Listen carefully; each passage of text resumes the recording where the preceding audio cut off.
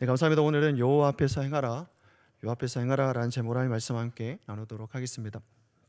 오늘 시편을 보면 오늘 시편 116편은 시인이 하나님의 놀라운 은혜를 이렇게 경험한 후에 드리는 이 감사의 고백이라고 할 수가 있습니다. 3절에서 시인은 이렇게 말을 하고 합니다. 사망의 주를 날 두르고 수월의 고통이 내게 이르므로 내가 한탄과 슬픔을 만났을 때에 이렇게 고백을 합니다. 여기서 사망의 줄과 죽음의 새를 가리키는 그런 수월은 시인의 죽음이 얼마나 위협적이었고 또 두려움이었는지 잘 말씀해주고 있죠. 그러니까 거기에서부터 건지심을 받았다 이렇게 말을 합니다. 그러면서 시인이 고백하는 것이 무엇일까요? 1절을 보시면 계속해서 얘기하는 것이 여호와께서 내 음성과 내 간구를 들으심으로 내가 그를 사랑하는도다. 그리고 이어서 내 평생에 기도한다라는 곡과 또 여호와는 은혜로우시며 의로우시며 우리의 하나님은 긍휼이 많으시도다. 그리고 7절과 8절에서도 내 영혼아 내 평안함으로 돌아갈지어다 여호와께서 너를 후대하심이로다. 주께서 내 영혼을 사망에서 내 눈을 눈물에서 내 발을 넘어짐에서 건지셨다라고 고백을 합니다. 그리고 그 이후에도 계속해서 그 받은 은혜에 대해서 은혜에 대한 고백들을 계속하게 되는데 그 은혜를 보답하기 위해서 이제 소원까지 하게 되는 그런 내용을 담고 있는 것이 오늘 시편의 전반적인 내용이라고 할 수 있습니다. 자, 오늘은 구절을 중심으로 오늘 본문을 생각해 보면 좋을 것 같습니다.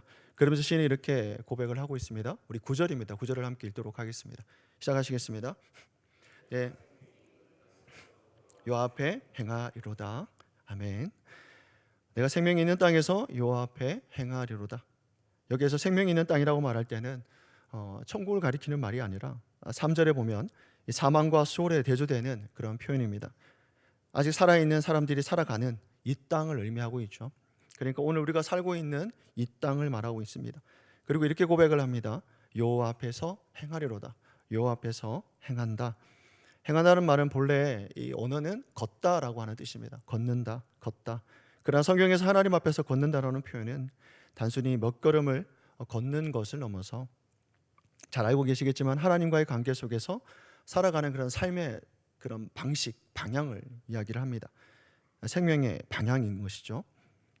얼마나 오래 살 것인가 보다 더 근본적인 질문입니다. 하나님께서 주신 오늘을 누구 앞에서 살아갈 것인가? 오늘 나에게 허락해 준 이 하루를 나는 누구 앞에서 살 것인가에 대한 이야기라는 겁니다. 하나님께서 우리를 건지신 은혜는 우리를 단지 그 살아남은 사람으로 만드는 그런 것이 아니라 살아있는 모든 날 동안 하나님 앞에서 걷는 사람으로 만든다라고 하는 것이죠. 그렇다면 여호와 앞에서 행한다라는 말이 무엇을 의미하고 있을까? 구체적으로 보면 우리가 보통 이렇게 생각할 수 있습니다. 특별한 종교 일들을 좀 많이 하는 것, 그런 뜻일까요? 아니면 누가 알아주는 그런 높은 위치에 올라가는 것을 말하는 것일까? 아니면 내가 가지고 있는 직분이나 위치, 그것을 말하는 것일까요? 아닙니다. 누구도 보지 않는 자리에서도 하나님 보고 계심을, 하나님께서 나를 보고 계심을 의식하며 살아가는 것이다 라고 말합니다. 여기서 중요한 것은 여호와 앞에라는 것이죠. 히브리어로는 리프네 야훼라고 합니다. 리프네 야훼, 곧 여호와 앞에서, 여호와의 면전에서, 얼굴 앞에서라고 하는 표현입니다. 그러니까 여호와 앞에서 행한다라는 말은 하나님께서 보고 계신다는 사실, 그 의식할 뿐만 아니라 하나님의 임재 가운데 살아간다라고 하는 의미를 다 포함하고 있습니다. 창세기 17장 1절에서 보면 하나님은 아브라함에게 너는 내 앞에서 행하여 완전하라 라고 말씀합니다. 열왕기왕에서도 다윗이 하나님 앞에서 진실하게 행한 것이 언약적 신실함을 나타내는 그런 표현으로도 사용이 되었습니다.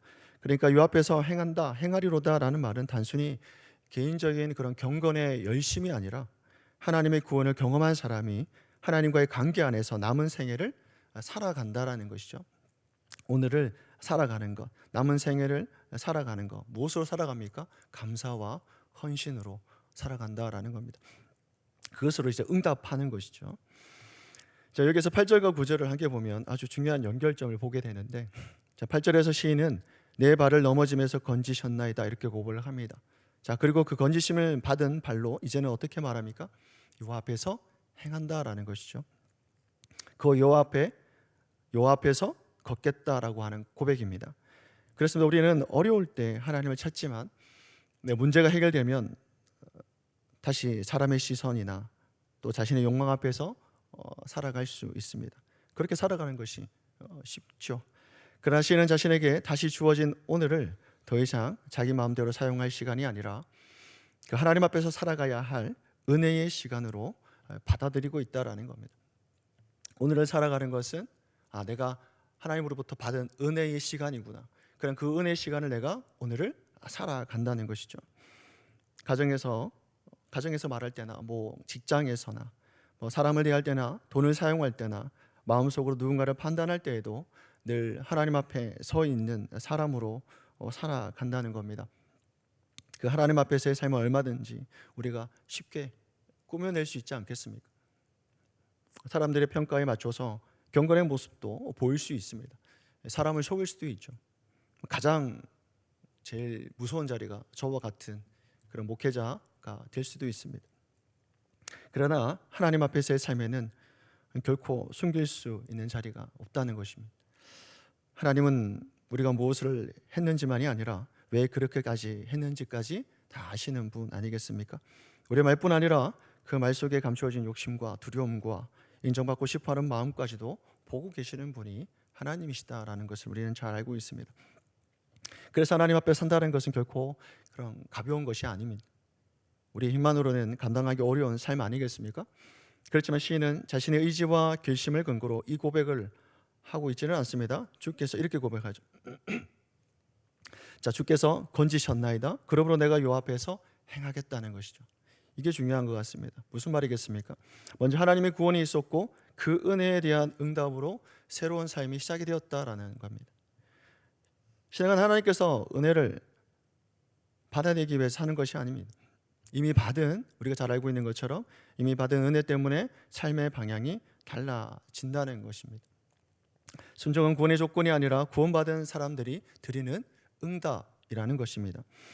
우리 역시 예수 그리스도로 말미암아 더 깊은 그 죽음에서 건짐을 받았습니다. 죄와 심판 아래 있던 우리를 주님께서 십자가의 부활로 또는 우리를 살려 주셨습니다.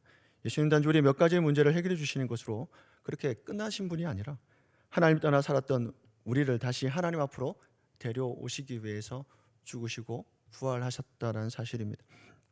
그리스도의 구원은 우리의 생명을 주시는 것이 아니라 그 생명을 살아갈 새로운 방향도 주셨다라는 겁니다. 여기까지 생각하면 우리가 이때까지 들어왔던 모든 말씀입니다. 이게 우리가 잘 알고 있는 복음 아니겠습니까? 그래서 오늘 우리 자신에게 다시 한번 물어봐야 되는 겁니다. 나는 하나님께서 주신 생명을 어디에서 무엇을 위해 사용하고 있는가? 얼음이 지나가기만을 구하고 있지는 않는가? 아니면 그 일을 통해 하나님 앞에서 살아가는 사람으로 변화되기를 구하고 있는가? 그러니까 하나님 앞에서 행한다라는 말 누구보다도 잘 알고 있고 요 앞에 면전 앞에서 하나님 나를 보고 계신다라는 것도 우리는 너무너무 잘 알고 있습니다. 그러나 이것이 나에게 있어서 얼마만큼 와닿느냐라는 건 다르다라는 것이죠. 개그맨 고명환이라는 분을 알고 계신지 잘 모르겠습니다. 그 고명환 인생에서 그가 교통사고를 통해서 죽음의 직전에 딱 갔을 때 그때서야 자기 자신의 인생을 돌아봤다라고 얘기를 합니다. 그러면서 카프카가 쓴 그 변신이라고 하는 그 인문학을 읽고 나서 거기에 이제 비춰서 보는 것이죠. 그 주인공이 곤충으로 변했을 때 아무것도 하지 못했던 그 순간에 자신의 인생을 한 번쯤은 돌아봤다라는 겁니다. 그러니까 계속해서 일상의 삶, 세상이 말하는 삶의 방식, 세상이 주장하는 그런 가치관들 속에서 아무 생각 없이 살아갔다라는 것이죠. 아무 생각 없이 살아가다가 그 죽음의 직전에 딱 내가 이렇게 죽겠구나. 그때의 자신의 인생을 진지하게 돌아봤다라고 합니다. 그럼 오늘날 우리가 하나님 앞에서 행한다라고 할 때 어떤 의미겠습니까? 단지 그냥 살아간다는 것이 아니라 진지하게 한번 생각해 보는 것이죠. 과연 나는 하나님 앞에서 살고 있는가? 깨어 있는가? 세상이 말하는 삶의 방식으로 그냥 아무렇지도 않게 아무 생각 없이 살아가고 있지는 않는가? 그걸 오늘 본문은 우리에게 질문하고 있다라는 겁니다. 사랑하는 성도 여러분, 아무도 알아주지 않아도 하나님께서 보고 계심을 기억하고 작은 말과 또한 그 선택 하나에도 하나님 앞에 서 있는 사람으로 살아가시기를 소망합니다. 주님께서 사막에서 건져주시고 눈물을 닦아주시며 넘어지는 발을 붙들어 주시는 이유는 그 발로 다시 주님 앞에 걷게 하기 위함이다라는 겁니다. 오늘도 우리를 살려주신 은혜를 기억하며 생명이 있는 모든 날 동안 여호와 앞에서 살아가는 저와 성도님 되시길 주 예수 그리스도 이름으로 축원합니다. 아멘. 기도하시겠습니다.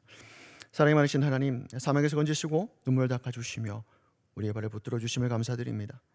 하나님께 주신 생명을 내 뜻대로 살지 않게 하시고 언제 어디서나 주님 앞에 서 있는 사람으로 살게 하여 주옵소서. 특히 사람의 시선보다 하나님의 기쁨을 구하게 하시고 작은 말과 선택 속에서도 주님을 의식하며 살게 하여 주옵소서. 여러 삶의 어려움 속에서도 낙심하지 않게 하시고 예수 그리스도의 은혜를 기억하며 생명이 있는 모든 날 동안 주님 앞에 충성되게 걷게 하여 주시옵소서.